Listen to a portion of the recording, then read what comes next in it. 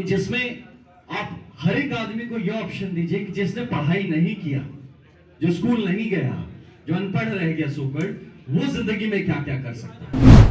वो अपनी पैशन के लिए नहीं जीता है, वो जिस चीज के लिए भगवान ने उसको बनाया है, जैसा उसका डीएनए फॉर्मेशन है, वो उस तरह से नहीं जीता है। और फिर क्या होता है, करियर फ्रस्ट्रेशन, और वो एक मशीन बन के रह जाता है और 60 साल के बाद रिटायर हो जाता है, चाहे जो भी कर रहा हो, या 70 साल 80 साल में बड़ा बिजनेसमैन होके बहुत पैसे हो जाते हैं, लेकिन मन में वो सुकून नहीं मिलता है, क्योंकि वो पैदा हुआ था आर्टिस्ट बनने।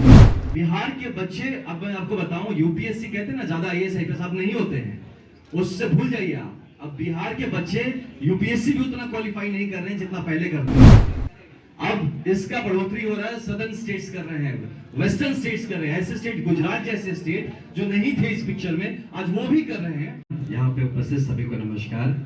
और ये जब मुझे पता चला 2-3 दिन पहले कि ऐसा एक प्रोग्राम हो रहा है जहाँ पे कि काफी सारे इंस्टीट्यूशंस आएंगे, जहाँ पे बच्चों के पास एक चॉइसेस क्या हो सकते हैं आगे पढ़ाई के लेके, उसके लिए काफी एक ऑप्शन ओपन अप होगा। तो इस मंच को मैं थोड़ा यूज करूंगा आपके दिमाग में एक आइडिया डालने के लिए, सबके दिमाग में। और जितने इंस्टीट्यूशन से आप भी मेरी बात को ध्यान से सुनिए, जितने और भी अभिभावक हैं और सब आप भी ध्यान से सुनिए। ये कुछ रिलेटेड कंसेप्ट है जो मेरे दिमाग में चल रहा है, मैं करने जा रहा हूँ, मैं करूंगा, कर भी रहा हूँ, छोटे लेवल पर करूंगा। बच्चों को, जैसे कि ये तो चलिए हो गया एडमिशन काउंसलिंग, कि कहाँ आगे पढ़ाई करना है ना, ऐसा ही है। एडमिशन काउंसलिंग है कि आप पढ़ाई कहाँ करना है और क्या करना है। लेकिन करियर काउंसलिंग क्या होता है? मैं 2-4 करियर काउंसलिंग के नाम पे तो कुछ देखा, तो वहां पे लोग बताते हैं कि आप ऐसा बन सकते हैं, इसके लिए ये किताब पढ़ना पड़ता है, ऐसे पढ़ना पड़ता है, ये परीक्षा देनी पड़ती है, थिंग्स लाइक दैट। लेकिन हम एक कॉम्प्रिहेंसिव करियर काउंसलिंग का, मुझे लगता है आपको भी प्रमोट करना चाहिए अपने इंस्टीट्यूशंस में, इंस्टीट्यूशंस के बाहर, या जहां मौका मिले। उसमें क्या हो कि जिसमें आप हर एक आदमी को यह ऑप्शन दीजिए कि जिसने पढ़ाई नहीं किया, जो स्कूल नहीं गया, जो अनपढ़ रह गया सोकर, वो जिंदगी में क्या क्या कर सकता है, उसके लिए लाइफ में बेहतर होने के क्या चांसेस है। या जिसने क्लास 10th तक पढ़ा है, किसने इंग्लिश मीडियम से पढ़ा, किसने हिंदी मीडियम से पढ़ा, उसके लिए जीवन में क्या क्या चांसेस है, वो क्या कर सकता है या कर सकती है। सेम जो 11th या 12th तक पढ़ा है, आर्ट्स के लिए क्या चांसेस है, 12th कॉमर्स तक पढ़ा है, क्या चांसेस है, और साइंस वालों के लिए क्या चांसेस है। सिमिलरली ग्रेजुएशन में बीए बीएससी जिसने पढ़ा, टेक्निकल एजुकेशन जिसका है, इंजीनियरिंग किया है, जो भी पढ़ा हुआ है। क्योंकि मुझे ये लगता है कि ज्यादातर लोग जब अपने करियर चॉइसेस लेते हैं लाइफ में, उनको पता ही नहीं होता कि उसके पास और भी अपॉर्चुनिटी था जो उसको किसी ने बताया नहीं, या उसने इसके बारे में सोचा नहीं, और फिर वो क्या करता है, जीवन में नौकरी करता है, पैसे के लिए काम करता है, वो अपनी पैशन के लिए नहीं जीता है, वो जिस चीज के लिए भगवान ने उसको बनाया है, जैसा उसका डीएनए फॉर्मेशन है, वो उस तरह से नहीं जीता है। और फिर क्या होता है, करियर फ्रस्ट्रेशन होता है, और वो एक मशीन बन के रह जाता है और 60 साल के बाद रिटायर हो जाता है, चाहे जो भी कर रहा हो, या 70 साल 80 साल में बड़ा बिजनेसमैन होके बहुत पैसे हो जाते हैं, लेकिन मन में वो सुकून नहीं मिलता है, क्योंकि वो पैदा हुआ था आर्टिस्ट बनने के लिए। उसको पैसे नहीं कमाने थे, उसको ड्राइंग बनाना था, लेकिन से उसको बताया नहीं कि फाइन आर्ट्स में क्या क्या कर सकता है और कितना कुछ कर सकता है।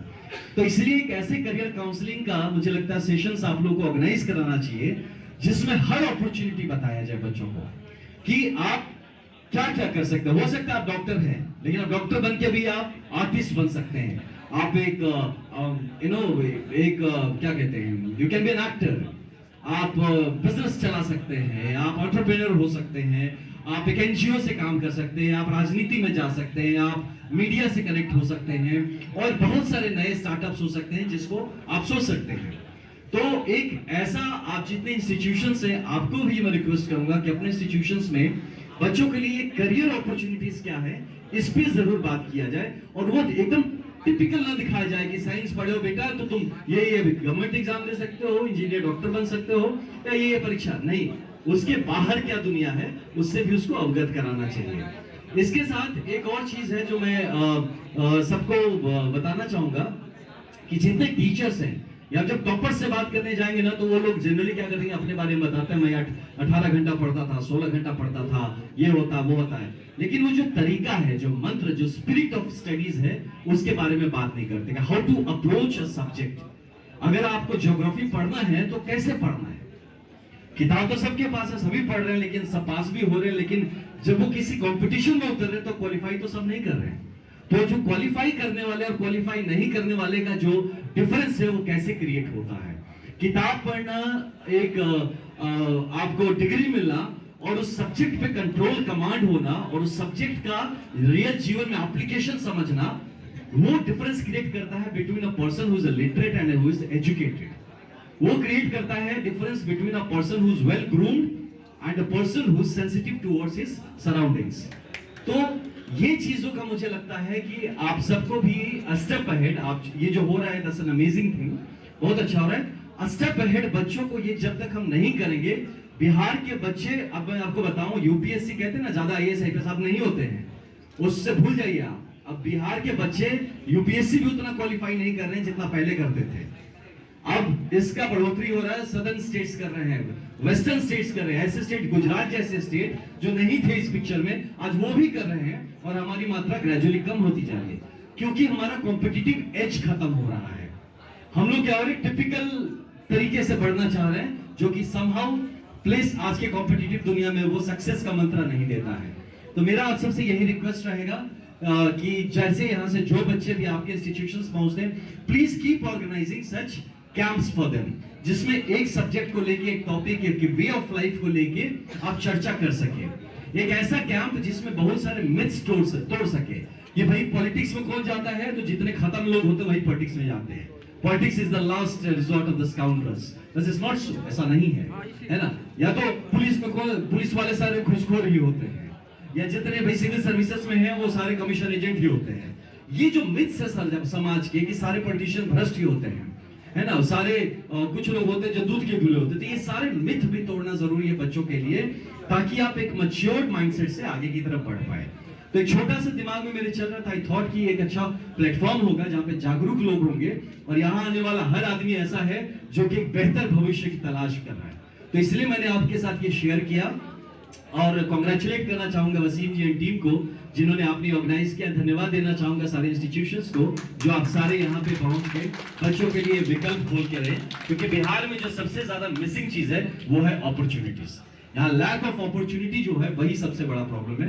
And I am thankful to all of you कि आप लोगों ने वो एक अपॉर्चुनिटी क्रिएट किया यहाँ बच्चों के लिए। ग्रेटफुल टू ऑल, यहाँ मंच पे जितने भी हैं हमारे युवा साथी हैं, मनीष भाई हैं, हमारे पुराने मित्र हैं, तो सब अभी भी है, हमेशा हम मित्र हैं, भाई है, भाई के नाम मित्रता से ज्यादा है भाई होना।